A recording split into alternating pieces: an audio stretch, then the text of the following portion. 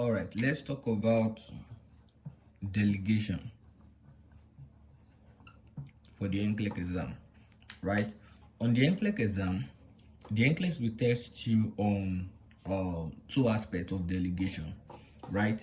The first aspect is what I call assign. It's on the NCLEX exam, assign, and the second aspect is what I call best direction, right? So you need to pay attention to your delegation question. You can just see a question and say, oh, this is a delegation question, because you are seeing, oh, they said you should assign tasks to what?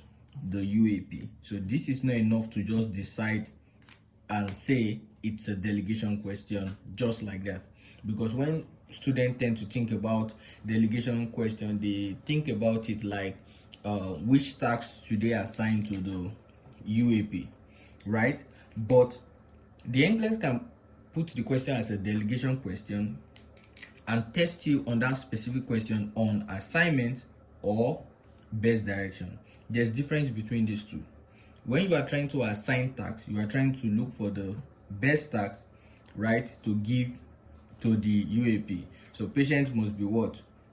Stable, and the tasks as well too must be between the scope of practice of the UAP.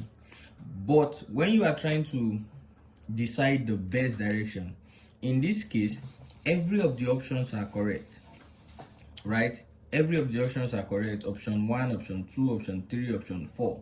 1, 2, 3, 4. Everything are all correct.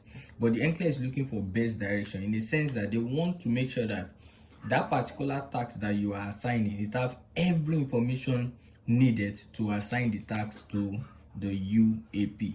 Unlike assignment, right? Unlike assign, every options are not correct. This will be wrong, this will be wrong, this can be correct, this will be wrong, right? Because this one we carry unstable, unstable, unstable, or probably the 3 patient might be stable, but the task will not be within the scope of practice, the scope of practice, the scope of practice of the UAP. Unlike best direction, everything will be correct, but what the NCLEX just wants from you is to decide which of these tasks have what? The best direction. It has all the information needed, all the communication needed to make sure that the UAP carry out the task very well. So that's the difference between assign and best direction. So now, how do you know if the NCLEX is testing you on assign or best direction? This is your question structure again, right? As I always do say, this is your question structure. This is the body. This is the stem, right? The body is not going to tell you. The body might just tell you the nurse and UAP are caring for a certain client. Now, the stem, which is the real question, will now tell you right here. So somewhere around there, you are going to see something like them using the statement assign, or the NCLEX can use the statement best direction. So somewhere around there on the second part of the question. So you need to read the stem carefully to be able to know, is he telling you to assign or is he telling you to give the best direction? Then you can now proceed and select your answer. So anytime you want to answer question based on assign. Now, if they ask you to assign, now this is how I do it. Now, every of your question, right, when it comes to assign, we have the task and it's going to have the patient condition, right?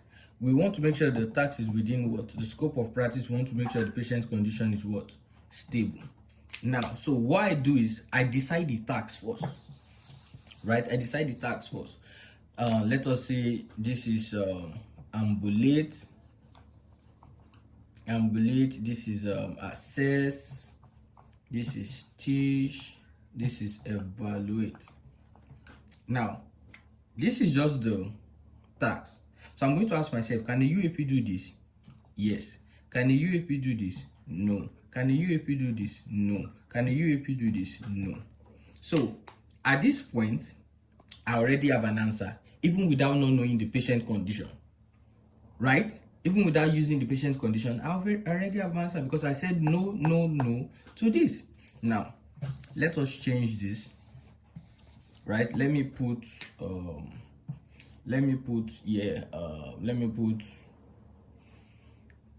assist. Let me put assist with baiting. Let me just assist with baiting. Now, can a UAP do this? Yes. Can a UAP do this? No. Can a UAP do this? No. Can a UAP do this? Yes. Now, at this point, I have 2 yeses. So I'm just going to remove this 2 and now focus on the patient condition. At this point, that is when I will now go and look at what the patient condition look like. Take for instance, the NCLEX said this patient, take for instance, let's say this NCLEX said this patient is, let me say, ambulate, newly admitted patient, right? Let me say, how can I? Okay, newly admitted patient. Let me see, 200/100 blood pressure reading with headache, right? And let's say I'm a patient with Batin who cannot assist themselves, right? So now let me put it like this. Now at this point, we already know the UAP can do this, the UAP can do this, but based on what the patient is experiencing, right? Based on what the patient is experiencing, the UAP, I mean, cannot undo this client because this client is newly admitted and they are not stable.